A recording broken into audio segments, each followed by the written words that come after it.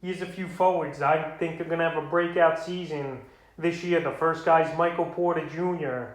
of the Denver Nuggets. So Porter Jr. signed that huge contract extension a few weeks ago. Time to go here for Michael Porter. No restrictions. It looks like he's recovered from that back injury a few seasons ago that he had in college basketball. Last year, 19 points a game, 7.3 rebounds, 1.1 assists, 2.8 threes a game, 54% from the field. So Porter Jr. in the second half of the season, he really came on and had a big year for fantasy owners in the Denver Nuggets. But I think this guy could easily score 23 to 25 points a game here as long as he stays healthy, as long as he's on the court. Because last season, he missed about 20 or 30 games of the NBA season with COVID issues and then a little bit of injuries that he had banged up. But he still scored the basketball well. He still was good value. And now he's going late second, early third round in fantasy drafts here as Porter Jr. And he's definitely a forward I think that breaks out this season. The next forward is Miles Bridges of the Charlotte Hornets. So Bridges here, he's either going to be small forward or power forward this season for the Hornets. And last year, his stats were a little down. 12.7 points a game, 6 boards, 2.2 assists, 1.8 threes a game, but still 50% from the field. So Bridges, an athletic wingman who could get to the hoop, who's got to improve his shooting a little, even though he did shoot 50%, like I mentioned. But that 3-ball, he's got to get a little better at. But this season, he's going 7th or 8th round in most fantasy drafts here is Miles Bridges. And I think he could be a good part of this Charlotte Hornet team. That's a pretty deep roster. I know they got Kelly Oubre in the offseason.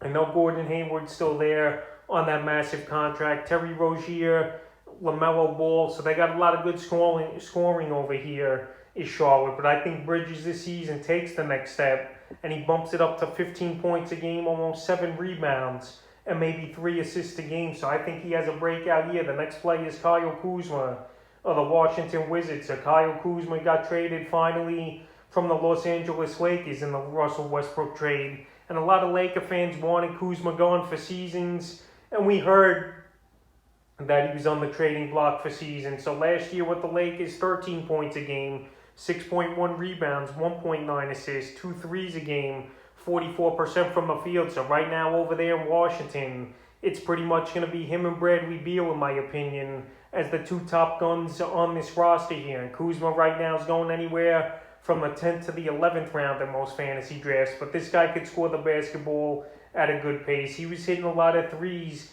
towards the end of the season in this Laker offense. And now, let's see what Kuzma has, playing 30, 35 minutes a night for this Washington team. That's going to be in the lower reach of the Eastern Conference, in my opinion. But I still think Kuzma could be a good scorer. We know he's a good rebounder. We just got to see more consistency and that field goal percentage go up. And I think Washington was a good landing spot for him. Sadie Covey of the Detroit Pistons, a rookie last season.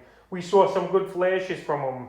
And right here, he's just got to get to the rim more. He's got to drive to the hoop more. Last season, a lot of threes he was settling for, but he did make 2.5 threes a game, 12 points a game, 4.5 boards, 1.4 assists, and 40% from the field. So I'd like to see his field goal percentage go up this season, bump up his scoring of 15 to 17 points a game, and keep shooting that 3-ball as well. So I think Sadie Covey in his second season here for another team in Detroit that's probably going to be in the lower echelon of the Eastern Conference. He's going to get a lot of playing time, and he's going to get better as the season goes on. The 5th and final forward that I think is going to break out this year is Terrence Ross, or the Orlando Magic. So Terrence Ross last season, he had a pretty decent year. 15.6 points a game, 3.4 rebounds, 2.3 assists, 1 steal a game, 1.9 threes a game, and 41% from the field. So Terrence Ross here, he's one of the last veterans left on this Orlando Magic team. After last season at the NBA trade deadline, they got rid of Aaron Gordon,